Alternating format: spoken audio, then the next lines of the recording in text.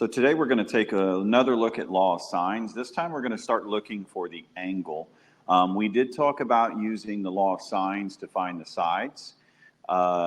The important thing to remember is law of sines. We use these primarily when we do not have a right triangle. And remember, we need two angles and one side. In order to do this, we need either angle, angle, side, or angle, side, angle. And we can also do this on side, side, angle. We just have to have a pair of angle and opposite sides in order to use this. So let's take a look at this. This one we are searching for side RT. Searching for side RT here. And hopefully you've looked on your canvas, by the way. This is a canvas sheet. Give you a second to catch up with me and look for that. I'll pause it real quick. So what we have here is a side of opposite of angle T, but we do know this angle actually because we have two of the three angles. So if we know we have a 44-degree angle and we know we have a 34-degree angle, we can subtract those angles from 180. And then we get the missing angle as 102 degrees. And we need to have an angle and an opposite side in order to use the law of sine. Now we do. And we are using and looking for RT, so we have to use the angle that is opposite of that. And the opposite of RT is the angle 34. So we're going to set up our proportion now. 7 over sine 102 is equal to RT, which we don't know. We could use the variable x as well, over sine 34. Once we've set up a proportion, we're going to cross multiply either side, both sides, excuse me. This would lead us with 7 sine 34 equal to side RT times sine 102. We would then divide by sine 102. I want to encourage you again to use that alpha F1, set up that fraction mode. So our numerator would be 1 sine 34. Make sure you're in degree mode as well. Over sine 102.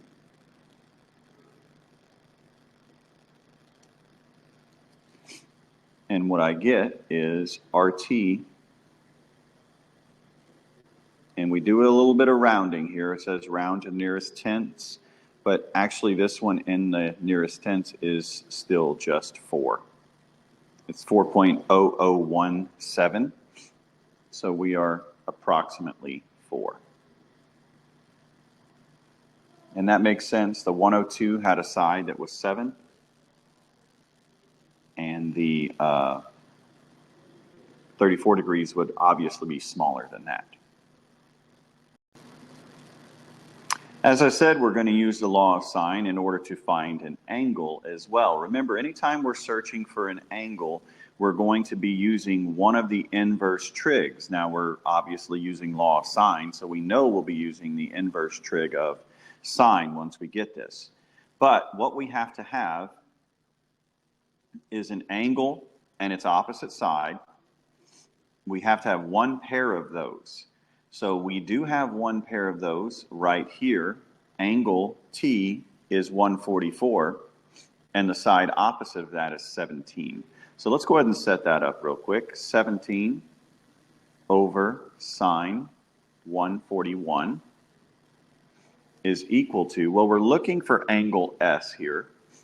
We can call this angle S, or if you want to assign it a variable, that's fine. So angle S compared to the, about to mess that up, sorry. Remember the sides go on top. So 7 over sine of angle S. So this is the proportion we have. We cross multiply here. This would be 17 sine S. Leave the S color, blue color. And then on the other side, we do 7 times sine 141. That is 7 sine 141.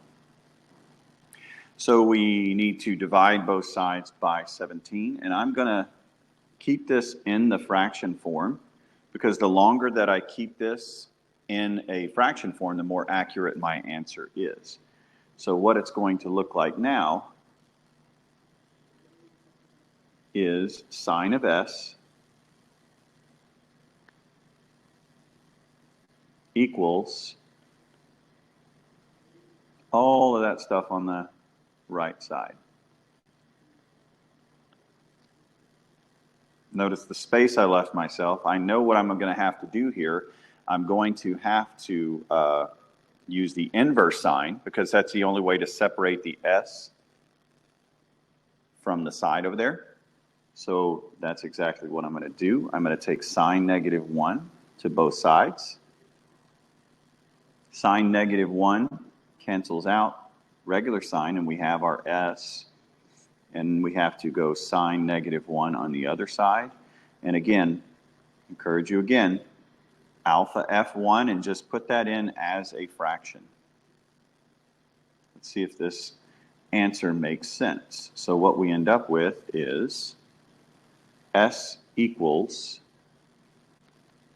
X is approximately, 15.018. So if we're going to the nearest tenths, it would be 15 degrees approximately. So the next one we're going to take a look at is finding all the pieces of the triangle. Now, we do not have to use law of sine throughout this thing, but we usually do need to do it to get it started. We don't have a right triangle here that we're aware of, so we cannot use the basic trig. We don't see that this is a 90-degree angle, but what we do see is we do have a pair of opposite angle compared to an opposite side. So we can use the law of sine, because if we have that bit of information and any other piece, then we can use law of sine. We have to use it this way, though. 30 is to sine 78, as we don't really have an option here, because 18 is the only portion that we know. 18 is to sine of angle D. So once we set up a proportion here, we're going to cross multiply both directions here. So when we go here, it will be 30 sine of D equals 18 sine 78. We'll then divide both sides by 30.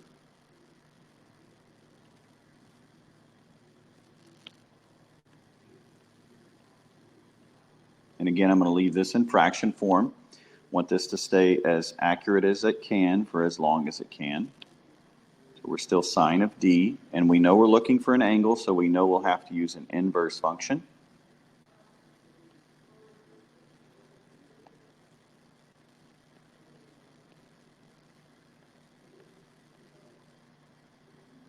Sine is our function, so we're going to have to use the inverse of sine, which cancels regular sine. Sine -1 of the entire left side. So what we're about to learn is angle D is equal to sine of 18 sine 78 divided by 30. So angle D is approximately 35.9 degrees. So we're going to write that in, 35 0.9 degrees, which means we know the other angle because they all add up to 180 degrees. So 180 minus 78 degrees, which we know, minus 35.9, which we know, gives us the remaining angle, which is 66.1 degrees. So we're only missing one side. Now, we cannot do Pythagorean's theorem here because that is not a right triangle. So we are going to use the law of sine. All we need to do is make sure that we use angle F to find sine F. So let's set it up this way. And it really doesn't matter which one we use at this point. So we're going to go F is to sine 66.1 as, let's just stick with the 30. 30 is to sine 78. The reason why I chose that one was just very simple. I didn't want to type in decimals. If I used the 18, I would have had to use a decimal answer. Not that that's a big deal, but it's easier not to use decimals, so why not? So we multiply here, and what we learn is side F times sine 78 equals 30 sine 66.1.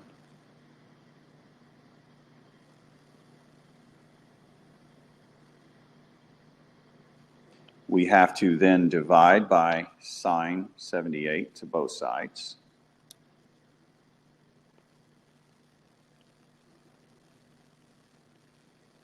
So we get 30 sine 66.1 over sine 78. So side F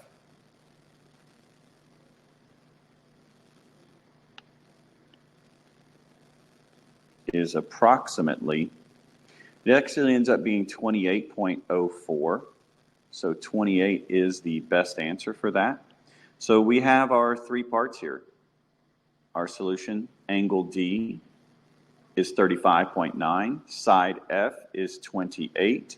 And the one we didn't really highlight, but we have answered it, is angle F is equal to 66.1 degrees. Don't spend your energy trying to find the degree sign. Just put in the number. It will count it. Correct if you have the right number.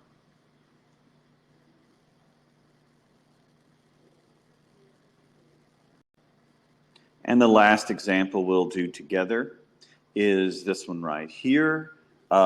We have to use 16 and 11 because it's the only pair of opposite side and angle, the only combination we have of those two. So it's going to be 11 is to sine 16 as, well, we only have an angle Q. So we clearly have to use that bit of information.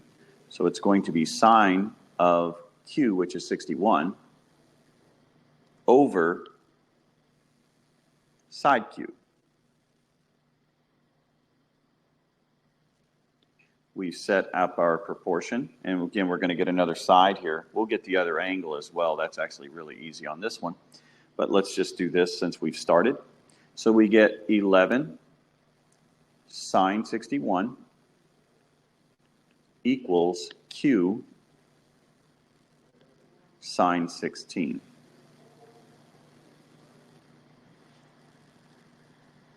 So we are not looking for an angle here, so we won't be using an inverse. So all we need to do is divide by sine 16.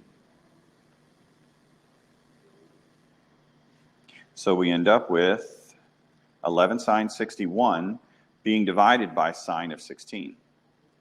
Again, this is work that's going to go into our calculator. Don't try to do any kind of canceling. Let your calculator do its work. And this is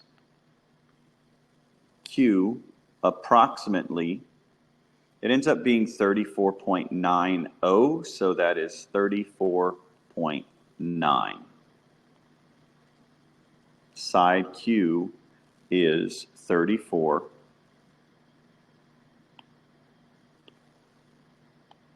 36.9. Let's go ahead and get this angle out of the way.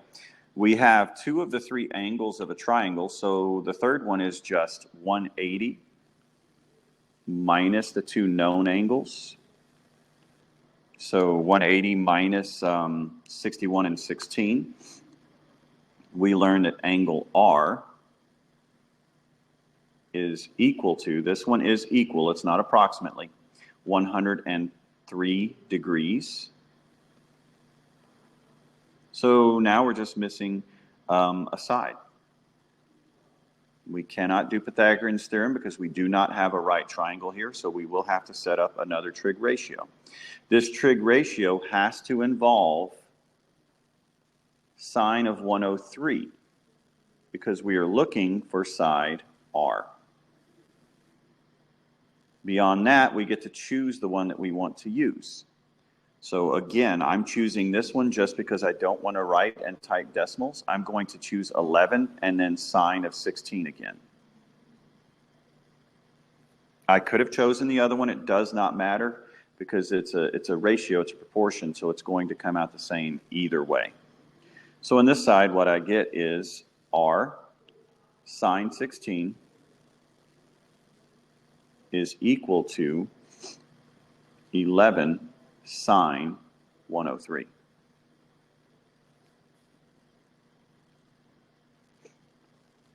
I then divide both sides by sine 16.